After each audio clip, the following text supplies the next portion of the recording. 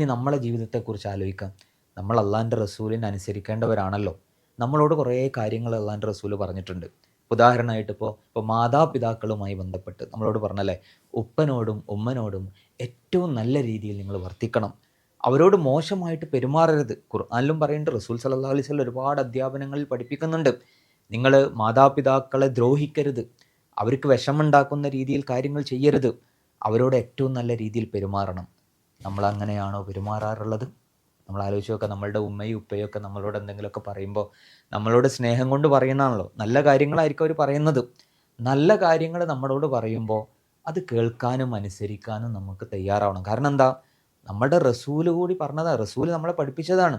കാരണം എന്താ? മാതാപിതാക്കളുടെ സന്തോഷത്തിലാണ് അള്ളാൻ്റെ സന്തോഷം എന്നാണ്. അതായത് നമ്മളുടെ ഉമ്മയും ഉപ്പയും നമ്മളെക്കുറിച്ച് സന്തോഷമുള്ളവരാണെങ്കിൽ പടച്ചോനും നമ്മളെക്കുറിച്ച് സന്തോഷം ഉണ്ടാവും. മാതാപിതാക്കൾക്ക് ഉമ്മക്കും ഉപ്പക്കും നമ്മളെക്കുറിച്ച് വളരെ തെറ്റായ അഭിപ്രായമാണ് ഉള്ളതെങ്കിൽ അള്ളാൻ്റെ അടുത്തും നമുക്ക് അങ്ങനെ ഒരു അഭിപ്രായം ഉണ്ടാവും.